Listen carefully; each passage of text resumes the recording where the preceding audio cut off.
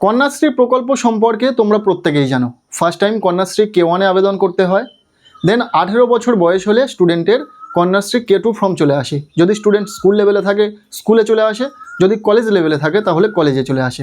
এবং Kanyashree K2 form fill up করলেই এককালীন 25,000 টাকা পেয়ে যায়।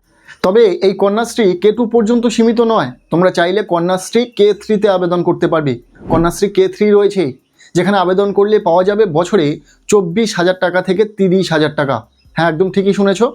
এই কন্যাশ্রী K3-তে কারা আবেদন করতে পারবে, আবেদনের এলিজিবিলিটি ক্রাইটেরিয়া কি রয়েছে, আবেদন করলে কারা কত টাকা পাবে, কিভাবে আবেদন করতে হয়, কোথা থেকে আবেদন করবে, বিস্তারিত তথ্য আজকের এই ভিডিওতে থাকছে। কাজে ভিডিওটি শেষ পর্যন্ত দেখবে। যদি ভিডিওটি ভালো লেগে থাকে লাইক করে দেবে, চ্যানেলে নতুন হলে চ্যানেলটিকে সাবস্ক্রাইব করে রাখবে। ওয়েস্ট বেঙ্গলের প্রতিটা ছাত্রী এই কন্যাশ্রী প্রকল্পের আওতায় রয়েছে। বেশিরভাগ ছাত্রী স্কুল লেভেলে Kanyashree K2 form fill up করতে পারে, আবার অনেক ছাত্রী রয়েছে যারা কলেজে গিয়ে কন্যাশ্রী K2 ফর্ম পায়। যখন তাদের বয়স 18 হয় কন্যাশ্রী K2 ফর্ম কিন্তু অটোমেটিক তাদের স্কুল বা কলেজে যেখানে সে পড়াশোনা করে সেখানেই চলে যায়, এবং সেই ফর্ম ফিল আপ করে দিলেই কিন্তু কন্যাশ্রী K2 যে টাকা সেটা পাওয়া যায়। তবে প্রশ্নটা হচ্ছে কন্যাশ্রী K2 পর্যন্ত সীমিত নয়, এই কন্যাশ্রী প্রকল্প আরও বিস্তৃত রয়েছে। কন্যাশ্রী K3 রয়েছে, যেখানে তোমরা আবেদন করতে পারবে। তবে সবাই আবেদন করতে পারবে না। হ্যাঁ, একদম ঠিকই শুনেছ। তোমরা যারা হায়ার এডুকেশন করছো শুধুমাত্র তোমরাই আবেদন করতে পারবে। কথাটা ক্লিয়ার করি, মাধ্যমিক বা উচ্চ মাধ্যমিক পাশের পর এই কন্যাশ্রী K3-তে আবেদন করা যায় না। কারা আবেদন করতে পারে? যারা উচ্চ মাধ্যমিক কমপ্লিট করার পর কলেজ কমপ্লিট করে ফেলেছি, অর্থাৎ আন্ডার গ্র্যাজুয়েশন কমপ্লিট করে যারা পোস্ট গ্র্যাজুয়েশন করছে, শুধুমাত্র সেই সমস্ত ছাত্রী এই কন্যাশ্রী K3-তে আবেদন করতে পারে।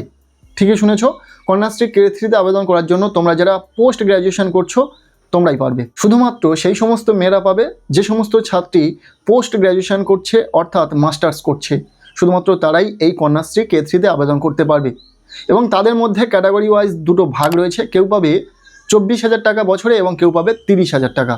তবে যারা মাস্টার্স করছে তারা প্রত্যেকেই যে কন্যাশ্রী K3-তে আবেদন করতে পারবে তা কিন্তু নয়। তুমি পোস্ট গ্র্যাজুয়েশন করছো, তোমার নাম্বার পার্সেন্টেজ কম, তুমি স্বামী বিবেকানন্দ স্কলারশিপে আবেদন করতে পারছো না।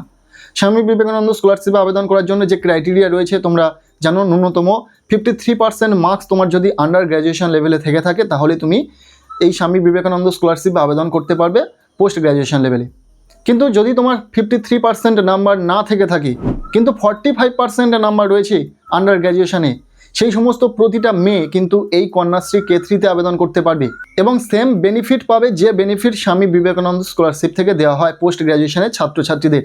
হ্যাঁ, পোস্ট গ্র্যাজুয়েশনের ছাত্রছাত্রীদের যারা আর্টস নিয়ে পড়াশোনা করে বা কমার্স নিয়ে পড়াশোনা করে তারা প্রতি বছর এই স্কলারশিপ থেকে 24,000 টাকা পায়। যারা সায়েন্স নিয়ে পড়াশোনা করে তারা 30,000 টাকা পায়। তাই আন্ডার গ্র্যাজুয়েশন লেভেলে তোমার যদি 53% মার্কস না থেকে থাকে তাহলে দুশ্চিন্তা করার কোনো প্রয়োজন নেই, তুমিও পাবে স্বামী বিবেকানন্দ স্কলারশিপের অনুরূপ একটি স্কিম, যেটা হচ্ছে কন্যাশ্রী K3, যেটা সম্পূর্ণভাবে স্বামী বিবেকানন্দ স্কলারশিপের অফিসিয়াল ওয়েবসাইট থেকেই আবেদন করতে হয়।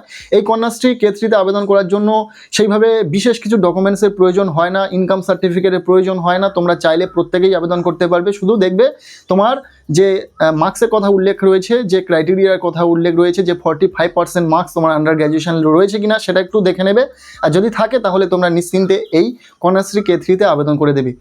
যারা এই স্বামী বিবেকানন্দ স্কলারশিপ আবেদন করবে তারা যে পরিমাণের টাকা পাবে তুমিও সেম বেনিফিট পাবে এই কন্যাশ্রী K3 থেকে। হ্যাঁ, যারা আর্টস ও কমার্স গ্রুপে রয়েছে তারা পাবে 24,000 টাকা এবং সায়েন্স গ্রুপ থেকে থাকলে তোমরা পেয়ে যাবে 30,000 টাকা বছরে।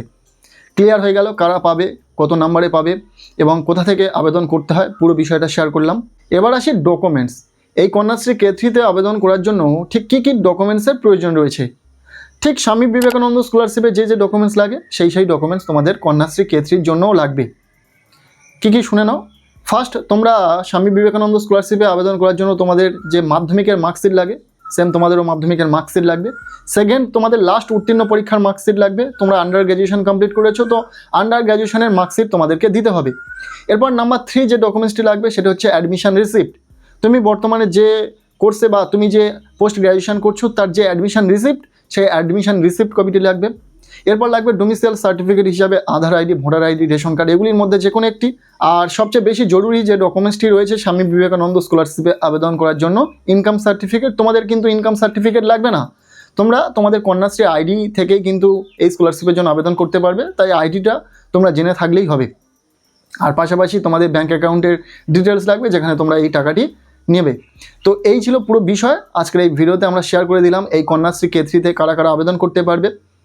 তোমরা অনেকে ভেবে থাকবে যে কন্যাশ্রী K2 যেমনভাবে পেয়েছিলে প্রত্যেকটি স্টুডেন্ট, প্রত্যেকটি মেয়েরা পেয়েছিল যারা পড়াশোনা করছে, কিন্তু এই কন্যাশ্রী K3 সবার জন্য নয়, সবাই পাবে না।